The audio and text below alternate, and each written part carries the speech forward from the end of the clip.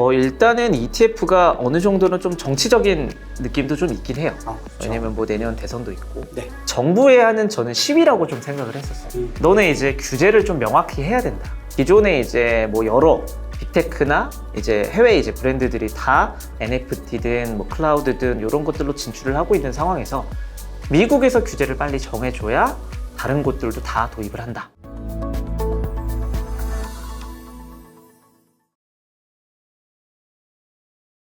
네, 구독자 시청자 여러분 반갑습니다. 박 작가입니다. 자, 오늘 토크라운지에서는 블록체인 지갑 전문기업 아이오트러스트에서 사업 개발을 담당하고 계시는 경지훈님을 모시고 지금까지 저희 채널에서 깊이 다루지 않았던 굉장히 흥미로운 이야기들을 좀 나눠보겠습니다. 자, 요즘에 세계의 많은 자본들이 이 크립토 시장으로 유입되고 있다는 거 많은 분들이 체감하고 계실 텐데요. 그 중심에는 월가라고 하는 세력들이 있습니다. 자, 그런데 이 월가의 제왕들은 저마다 다른 전략들을 취하고 있는데요. 이 제왕들, 이 대표하는 은행들과 자산운용사들이 어떤 전략으로 이 시장에 진입을 하고 있는지, 그리고 빅테크를 필두로 한 미국의 대표적인 기업들은 또 이 시장에 어떤 식으로 진입을 하고 있는지, 그리고 궁극적으로 미래에 돈이 될 수 있는 유망한 분야는 어디인지 한번 알아보도록 하겠습니다. 지훈님 안녕하세요. 네, 안녕하세요. 반갑습니다. 네, 반갑습니다. 저희 너무 오랜만에 뵙습니다. 한 2달 정도 됐나요? 네네, 그 정도 된 것 같습니다. 네네. 저희 채널 또 처음 출연해 주셨으니까 간단하게 셀프 소개 부탁드리겠습니다. 네. 네, 안녕하세요. 저는 블록체인 원래 전문 회사인 아이오트러스트에 근무하고 있는 경지훈이라고 합니다. 저는 이전에는 이제 크립토 자산운용사인 업라이즈, 헤이비트에서 이제 컨텐츠 쪽을 담당해가지고 뭐 미국 기업이나 아니면 해외 이제 크립토 시장 관련한 리서치를 좀 진행을 했었고요.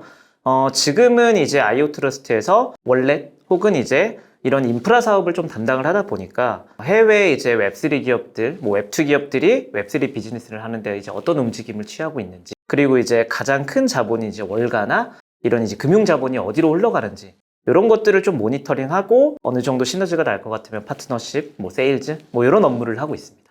네.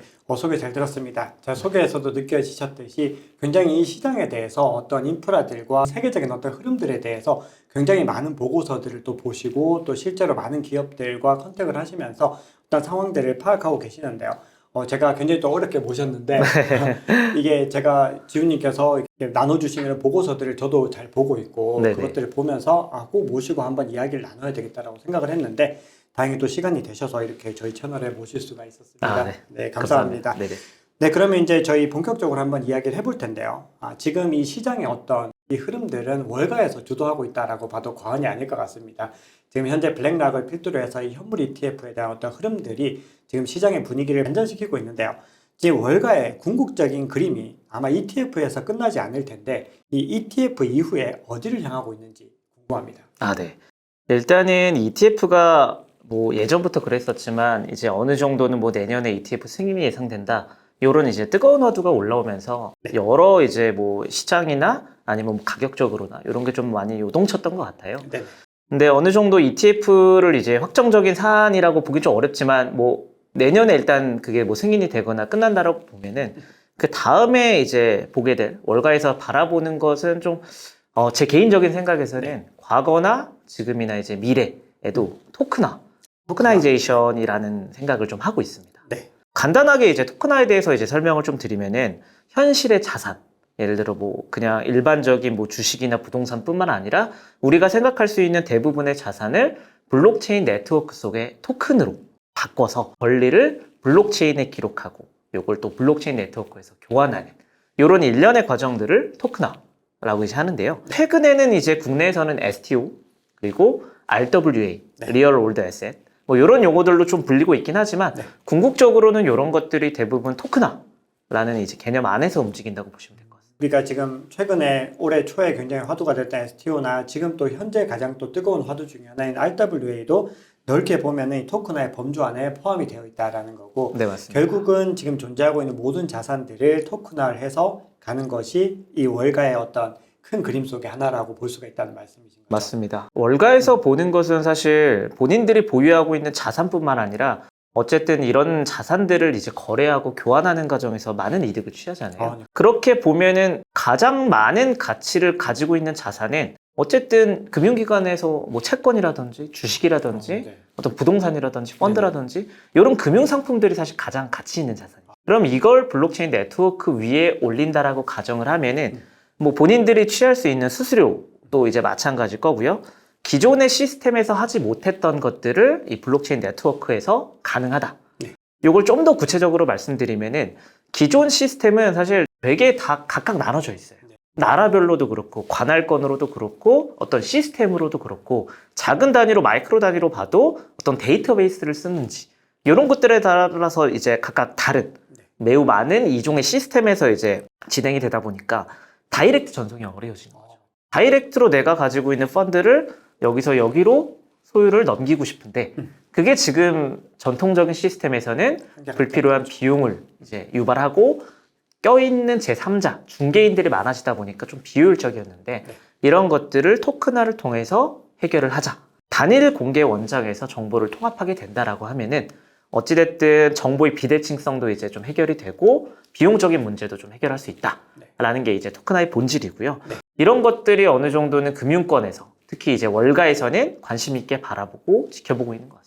어떤 흐름들이 이제 월가에서 궁극적으로 바라보는 방향성들이 아마 조금 더 이제 명확하게 보여지는 것 같은데, 자, 그런 상황에서 그럼 ETF라고 하는 이 사건은, 그러니까 이런 계기들은 어떤 입지를 가지고 있다라고? 일단은 ETF가 어느 정도는 좀 정치적인 느낌도 좀 있긴 해요. 그렇죠. 왜냐면 뭐 내년 대선도 있고. 네. 그런데 어쨌든 ETF 승인이라는 것 자체가 정부에 하는 저는 시위라고 좀 생각을 했었어요. 너네 이제 규제를 좀 명확히 해야 된다. 지금 크립토로 자금이 유입되는 것은 어느 정도 데이터로 지금 다 지켜보고 있고 기존에 이제 뭐 여러 빅테크나 이제 해외 이제 브랜드들이 다 NFT든 뭐 클라우드든 이런 것들로 진출을 하고 있는 상황에서 미국에서 규제를 빨리 정해줘야 다른 곳들도 다 도입을 한다. 이 상황이면 유럽이나 일본이나 이런 데서 이제 빨리 치고 나올 수 있다라는 것들이 어느 정도 여론이 조성되다 보니까 이런 ETF 승인 이후부터는 규제적인 명확성이 좀 더 미국에서 잡혀갈 것 같다. 그렇게 되면 토큰화에 대한 내용도 당연히 그 이후로는 좀 잡혀갈 것 같다라는 생각이 좀 들고 있긴 합니다. 와, 이게 뭔가 진짜 방향성이 굉장히 진짜 설득력이 있고, 최근에 이제 게리 겐슬러가 2019년도에 본인이 했던 얘기가 이제 공개가 됐는데, 그 당시에 이제 MIT에서 열린 비트코인 엑스포에서 했던 얘기가 비트코인 선물 ETF를 승인하면서 현물 ETF를 승인하지 않는 건 모순이다라고 본인 입으로 스스로 얘기를 했는데, 지금 굉장히 뭔가 반대되는 행동을 해왔던 것도 어떻게 보면 정치적인 행보들이었던 거고, 이런 상황에서 블랙록이라고 하는 세계 1위 자산운용사가 등장을 한 것도 어떻게 보면은 그런 연결고리들 중에 하나일 수 있겠다는 생각이 드는 것 같습니다. 네, 맞습니다. 네. 자, 그런데 이제 우리가 봤을 때 이 대표하는 이 공룡들마다 뭔가 좀 포지션의 차이는 있는 것 같은 게, 이 블랙락 같은 자산운용사들은 ETF에 또 집중을 하고 있다면 이 JP모건 같은 또 굉장히 미국을 대표하는 전 세계를 대표하는 투자은행들 같은 경우는 조금 어떤 목표점이 조금 다르다는 느낌이 드는데, 우리가 대표적으로 이 시장에서 영향을 끼치고 있는 JP모건, 블랙락, 피델리티 같은 이런 회사들이 좀 그리는 그림에 어떤 차이점이 있을까요? 일단은 말씀하신 부분처럼 이제 JP모건, 뭐 시티은행 같은 이제 글로벌 IB들하고 블랙록이나 이제 피델리티, 뭐 바네크 이런 이제 자산운용사들이랑 세부적인 전략이 좀 다른 것 같아요. 일단 JP모건을 위시한 이제 IB 쪽 진영을 좀 본다라고 하면은 JP모건은 제 생각에는 토큰화에 가장 진심인 회사인 것 같아요. 그렇죠. 왠지 진짜 그런 것 같아요. 이게 그냥 단순히 테마성으로 뭐 1년, 2년 전에 갑자기 블록체인을 할 거다, 뭐 ETF를 할 거다, 아니면 뭐 토큰화에 올인을 할 거다, 뭐 이렇게 얘기한 게 아니라 2017년, 18년부터 이제 움직임을 보여왔단 말이죠. 와, 굉장히 오래됐네요. 네네. JP모건 자체가 블록체인 기술에 대한 연구를 사실 엄청나게 많이 한 조직. 그리고 지금에 와서는 구글에 이제 JP모건 검색만 해도 되게 많은 뉴스들이 나오는데 최근에 나오는 뉴스들이 뭐 JPM 코인을 활용해서 스테이블 코인을 뭐 다루고 있다. 그럼 JP모건이 코인을 발행한 거냐? 뭐 이런 얘기도 이제 나올 수도 있고. 그 다음에 이제 TCN이라고 하는 별도의 네트워크를 만들어서 블랙록과 이제 뭐 토큰화된 MMF 펀드를 교환했다. 뭐 이런 여러 가지 뉴스들이 있는데 결과적으로 이런 뉴스가 나온다는 것 자체가 연구를 했던 것들의 결과물들이 이제서야 나타나는 게 물론 이제 시간상도 있겠지만 이런 정치적인 아까 말씀드렸던 그런 것들도 좀 영향이 좀 있는 것 같아요. 과거에는 조금 더 이제 규제적인 입장이 좀 있었다라고 하면은 지금에 와서는 어느 정도는 좀 대세라고 하죠, 보통. 이제 명분이 좀 생기다 보니까 그렇죠. 이런 것들을 좀 이제 드러내는 게 아니냐, 이런 생각이 좀 들고 있고요. 블랙록하고 피델리티는 아무래도 이제 운용 관점에서 좀 블록체인을 접근을 하고 있는 것 같아요. ETF 승인도 지금 보면은 거의 블랙록이 주도하는 네, 완전 모양새가 좀 주도하죠. 됐고요. 네.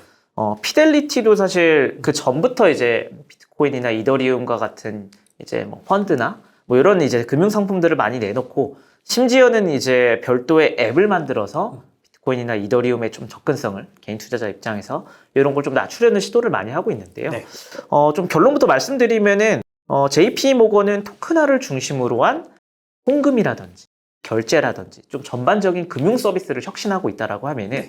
블랙록과 피델리티는 아무래도 이제 비트코인이나 이더리움 그런 자산 자체에 대한 가치와 투자에 이런 것들에 좀 열을 쏟고 있다라고 보시면 됩니다. 확실히 이게 은행이냐 자산운용사냐에 따라서 좀 구분되는 부분들이 생기는 것 같고 아무래도 이제 JP 모건이 이 시장에 굉장히 적극적이었던 것들은 계속해서 또 회자가 되어 왔는데 그럼에도 제이미 다이먼 같은 비교적 최근까지도 이 네. 비트코인에 대해서 그리고 이 암호화폐에 대해서 부정적인 입장들을 굉장히 많이 밝혔었죠. 맞습니다. 근데 이건 어떻게 보면 이 JP 모건이 2017년, 2018년부터 이 시장에 진입을 했었는데 계속해서 이런 식으로 발언은 반대로 했다는 뭔가 좀 연막 작전으로 봐야 될까요? 아니면은 뭔가 또 다른 어떤 계획들 아니면 본인의 어떤 다른 입장들이 있는 걸까요? 저는 두 가지 다 섞였다라고 좀 생각을 했었어요. 네네. 어느 정도는 좀 연막도 좀 있었고요. 네. 그 제이미 다이먼이 이제 했던 발언들을 자세하게 살펴보면은 네. 처음에는 그냥 약간 싸잡아서 뭐 비트코인이든 암호화폐든 블록체인이든 다 싸잡아서 이제 좀 비난을 하는 모양새였는데 네. 이제 시간이 가면 갈수록 비트코인과 크립토 네이티브 에셋들은 그래도 좀 약간 사기다. 뭐 이런 좀 강경한 발언들을 내놓는데 블록체인 기술 자체는 혁신적이다. 라는 발언들을 이제 최근에 붙여서 얘기하고 있거든요. 그런 걸 보면은 어느 정도 JP 모건이 뭐 비트코인이나 이런 크립토 네이티브한 에셋들은 별로 신경을 쓰지 않을 수도 있겠지만 블록체인 기술 자체를 활용해서 어느 정도는 좀 사업 방향성을 가지고 가겠다라는 의도는 좀 많이 보이는 것 같습니다. 자, 그러면 우리가 이제 JPM 코인에 대해서도 이제 아까 앞서 좀 잠시 언급 주셨는데 사실 지금 최근에 이런 기사들이 많이 나오는데 JP 모건이 이 JPM 코인을 통해서 하루에 10억 달러 이상을 처리한다라는 기사가 나왔는데 이걸 한화로 환산하면은 1조가 넘는 금액인데 맞습니다. 이걸 지금 이렇게 활용을 한다라고 하는 거는 이 블록체인 기술에 분명히 진심이고 이게 향후에 굉장히 중요한 어떤 영역을 차지할 것이다라는 확신을 좀 가지고 있는 것 같아요. 네네. 근데 이 JPM 코인에 대해서는 우리가 이제 풀과 어떻게 비교되는 코인 이런 정도로 좀 많이 알고 있는데 이게 어떤 코인인지 그리고 리플과 어떤 차이점이 있는지 간단하게 좀 설명해 주실 수 네. 있으시겠어요? 일단 JPM 코인은 우리가 흔히 알고 있는 이제 미국 달러랑 이제 1대1로 교환되는 스테이블 코인입니다. 네. 이게 우리가 흔히 알고 있는 USDT나 이제 USDC 네. 이런 거랑 이제 같은 개념인데요. 네. 대신에 이 1대1 보증을 JP 모건이 직접 해준다. 해주겠다. 라는 차이가 있고요. 그래서 만약 나중에 이 방송을 보시고 이제 나 JPM 유망한 것 같아 코인 사고 싶어 라는 분들도 계실 수 있는데 사실 개인은 못 삽니다. JPM 코인 자체가 지금은 기관 전용 기관만. 네. 기관 중에서도 JP 모건의 고객들만 지금 구매를 할 수가 있어요. 네. 그리고 뭐 스테이블 코인이다 보니까 뭐 투자라기보다는 그렇죠. 뭐 이제 가치가 변동하지 그렇죠. 않으니까. 뭐 변동성 해칭이나 아니면 다른 용도로 이제 사용이 되는데 네. JPM 코인이 만들어진 거는 아까 말씀드렸던 것처럼 좀 이릅니다. 2019년에 처음 2019년. 만들어졌어요. 네. 그 역사를 살펴보면 2019년에 처음 만들어지고 계속해서 이제 테스트를 진행을 하다가 작년부터 JP 모건이 그 오닉스라는 블록체인 사업 부서가 원래 있었어요. 네. 여기를 좀 많이 푸시를 하면서 네. 뭐 작년에는 뭐 싱가포르 이제 금융청하고 뭐 기관용 디파이 실험을 했다. 그리고 올 초에는 뭐 TCN이라고 하는 네트워크를 만들어서 뭐 담보 교환에 성공했다. 네. 그리고 최근에는 JPM 코인을 통해서 우리 하루에 이제 10억 달러 이상을 처리한다. 뭐 이런 기사들이 나왔는데 결과적으로 이런 JPM 코인이 그러면은 작동 방식이 어떻게 되고 스테이블 코인이 그럼 어디에 쓰이는지 간단하게 그냥 설명을 좀 드릴게요. 네. JPM 코인은 JP 모건을 이용하는 기관 간의 거래 수단이라고 보시면 돼요. 이걸 이제 프로세스로 한번 간단하게 설명을 드리면은 먼저 기업 고객이 이제 JP 모건의 은행 계좌로 자금을 보내요. 네. 그리고 이 JP 모건은 이 자금을 받은 다음에 동일한 가치를 가진 동일한 금액의 JPM 코인을 다시 되돌려줍니다. 네. 그럼 그 고객은 JPM 코인을 받아서 토큰을 받아서 JPM 이제 그 JP 모건의 고객들 그리고 자사의 이제 상품들이 있잖아요. 네. 뭐 작으면 주식부터 네. 증권이나 외환, 파생 상품 이런 것들을 이제 OTC 마켓에서 사고 팔 수 있는 수단으로 제공을 해요.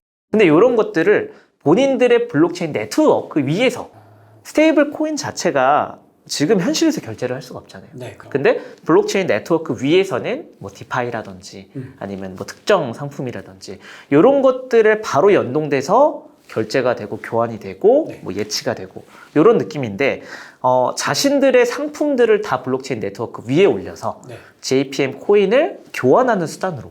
아니 그렇게 됐을 때 이게 어떻게 보면은 좀 디파이와의 연결고리들은 또 어떻게 우리가 생각해 볼 만한 게 있을까요?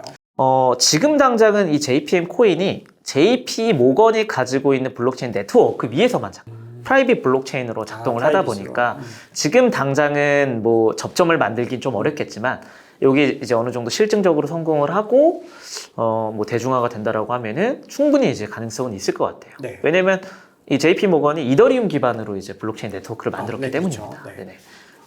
그러면 우리가 이제 앞서 잠깐 리플 언급했었는데 네. 이 JP 모건과 리플을 이제 들어봤을 때 성격 자체가 좀 차이가 확연하게 지금 나는 코인인데 그럼 이렇게 우리가 이제 이것도 이제 송금에 활용이 되는 거고 이 위에서 이제 JPM 블록체인, 프라이빗 블록체인 위에서 여러 가지 용도로 활용이 될 수 있는데 이게 어떤 글로벌 경쟁력으로 봤을 때는 리플이 어쨌든 사업적인 성격으로는 조금 더 뭐 우위에 있다 이렇게 해석을 해도 괜찮을까요? 저는 개인적인 생각으로 어찌됐든 JPM 코인이라고 하는 것은 JP 모건이 만들어 놓은 프라이빗 블록체인에서만 작동을 해요. 네, 그렇죠. 그렇게 본다라고 하면 물론 JP 모건이 가지고 있는 자산이나 그렇죠. 이 고객이 엄청나긴 하겠지만 결과적으로는 리플이 가지고 있는 이제 그런 고객망은 글로벌하잖아요. 그렇죠. 그렇게 보면은 이제 풀려고 하는 문제는 같은 것 같아요.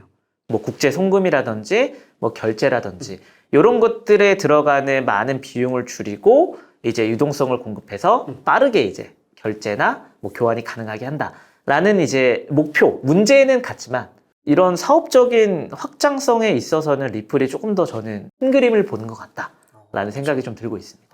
물론 이게 JPM 코인 이제 JP 모건이 또 어떻게 더 확장성을 더 펼쳐 나갈지는 현재로서는 뭐 가늠하기는 어렵지만 맞습니다. 어쨌든 지금 시점에서 봤을 때 어떤 사업적인 어떤 방향성이나 그런 분야들은 아무래도 리플이 조금 더 큰 맞습니다. 그림을 그리고 있는 거는 분명해 보입니다. 네. 자, 그러면 이제 또 월가와 관련해서 좀 이야기를 이어가 보면 올해 초에 굉장히 좀 많이 회자가 되다가 지금은 또 약간은 조금 줄어들긴 했는데 이게 아무래도 사업도 기관들을 대상으로 하다 보니까 이 개인 투자자들에게서는 조금 관심이 멀어지고 있는 부분들이 있는데 월가주도 암호화폐 거래소 EDXM이 네네. 굉장히 좀 많이 주목을 받았었죠. 맞습니다. 근데 이 EDXM은 어떤 영향력을 미치게 될 것 같아요? EDXM이 아마 제가 기억하기로는 작년 말 올해 초에 기사들이 되게 많이 나오면서 게임 체인저로 좀 급부상할 가능성이 높다. 그쪽 게임 체인저 얘기가 네, 나왔었죠. 라고 보는데 지금 당장 검색해보면 기사들이 많이 안 나와요, 최근에. 이게 이유가 제가 추정하기로 몇 가지가 좀 있을 것 같은데, 네. 일단은 EDX 마켓에 대해서 간단하게 먼저 소개를 좀 드리겠습니다. 네. EDX 마켓은 이제 찰스 슈와, 이제 시타델, 그리고 이제 아까 또 언급 나왔던 피델리티, 이런 미국의 이제 메이저 금융사가 공동으로 설립한 가상 자산 거래소입니다. 그래서 뭐 시타델에서 이제 사업 개발 담당하던 사람이 CEO로 가고, 뭐 주주 구성도 이제 월가의 좀 주요 리테일 증권사나 그렇죠. VC나 헤지펀드 뭐 이런 마켓 메이커 이런 이제 쟁쟁한 사람들이 좀 앉아 있다 보니까 많이 좀 얘기가 나왔었죠. 최근에는 이제 토큰 증권성 이슈가 좀 많이 시끄러웠잖아요. 네. SEC발 이제 뭐 소송이라든지 뭐 이런 것들이 좀 있었는데 이 EDX 마켓에서는 비트코인 그리고 이더리움, 비트코인 캐시, 라이트코인 요 네 종만 거래가 가능하다라는 것으로 또 화제를 좀 모았었습니다. 네. 대놓고 우리는 정부와 싸울 생각 전혀 없고 그렇죠. 안전하게 가겠다. 안전하게 이제 가겠다. 물론 이제 비트코인을 제외한 나머지는 좀 증권성 이슈로 좀 시끄럽긴 하지만 일단 최대한 맞춰서 요 네 개만 거래를 해주겠다. 그리고 고객은 기업이나 기관 투자자만. 그렇게 이제 오픈을 올해 6월쯤에 이제 진행을 했고요. 포지션만 보면은 약간 기관 전용 거래소다 보니까 미국의 코인베이스랑도 살짝 비교를 할 수 있을 것 같아요. 네네. 코인베이스가 리테일도 당연히 이제 거래가 가능하긴 하지만 데이터를 보면은 거의 기관 전용 거래소라고 해도 과언이 아니거든요. 그래서 기관이 가장 많이 쓰는 거래소로 알려져 있어서 코인베이스가 어느 정도는 좀 이렇게 좀 뭐 크라켄이나 나머지 거래소도 있지만 거의 독점적인 느낌을 좀 주고 있었는데 어찌됐든 EDX 마켓이 올해 6월에 출범을 했고요. 원래는 4종으로 시작해가지고 한 두세 달까지는 4개 다 지원을 했었는데 네. 최근에 제가 확인을 해보니까 3종만 거래가 가능하더라고요. 하나가 빠졌네요. 비트코인 캐시가 빠졌습니다. 그래서 그래요? 왜 빠졌는지는 뭐 저도 정확하게 이제 알 수 없긴 하지만 네. 일단 3종만 거래가 가능하고 요게 이제 그 USD 페어로 US 달러 페어로 제공이 되다 보니까 네. 요게 의미하는 걸 좀 생각을 해봤어요. 그럼 결국은 요 이제 이 USD 페어를 바로 제공을 해주는 것 자체가 달러로 비트코인 현물을 바로 살 수 있다라는 옵션을 제공해 주는 거잖아요. 그렇죠. 이게 이 옵션 자체가 원래는 실버게이트 기억나시죠, 다들? 그 실버게이트와 같은 미국 은행에서 원래는 이 옵션을 제공을 해줬었어요. 그래서 24시간 대응을 해주다 보니까 코인 시장은 또 24시간 돌아가지 않습니까? 24시간 환전을 해주고 US 달러를 비트코인이든 어떤 스테이블 코인이든 요 교환해주는 옵션이 있다 보니 요 기관 자금이 끊임없이 크립토 시장으로 유입되는 효과를 좀 얻을 수 있었는데 그러네요. 요게 이제 어쨌든 이제 파산, 폐쇄, 결정 뭐 이런 것들이 나다 보니까 요 옵션이 좀 사라지고 코인베이스로 집중이 되긴 하지만 코인베이스는 아무래도 좀 SEC랑도 이제 소송에 걸려 있고 좀 약간은 이단화 느낌이 좀 있잖아요. 그쵸. 그래서 그 자리를 EDX 마켓이 좀 차지하고 있는 게 아니냐라는 생각이 좀 듭니다. 네네. 그래서 거래량을 제가 좀 보고 싶었는데 네. 거래량도 공개가 안 돼 그죠, 있더라고요. 공개하지 않죠. 네네. 네. 이 EDX 마켓이 보면은 사이트가 보시면은 일반적인 우리 증권사 HTS나 MTS처럼 뭐 UI나 프론트엔드가 없어요. 맞아요. 네. API로만 연결해가지고 이제 코드 작성해서 호출하고 뭐 이런 것들만 이제 가능하게 되는 구조라서 만약에 거래량을 볼 수 있으면은 이제 뭐 여기서 이제 거래량이 계속 일어난다라고 하면은 어느 정도는 지속적으로 이런 비트코인이나 뭐 이더리움이나 라이트코인을 거래하고 있다라는 걸로 좀 간단하게 이제 해석을 할 수 있을 것 같고요. 요 파급력도 사실 제가 생각했던 것보다 좀 더 컸더라고요. 네. 이게 6월에 이제 오픈을 했는데 네. 그때는 이제 오픈했을 당시는 비트코인 캐시가 이제 거래가 되는 상황이었으니까 상황이고, 그때 이제 6월 한 20일쯤에 15,000달러였던 비트코인 캐시가 일주일 만에 거의 4만 달러 이상으로 이제 거의 뭐 한 2배 이상으로 이제 네. 상승을 했던 물론 이제 다시 며칠 뒤에는 좀 되돌아오는 모습이 좀 있었지만 어느 정도는 이 EDX 마켓의 영향력 그리고 포지션 그리고 앞으로가 어떻게 될지가 좀 기대가 되긴 합니다. 맞습니다.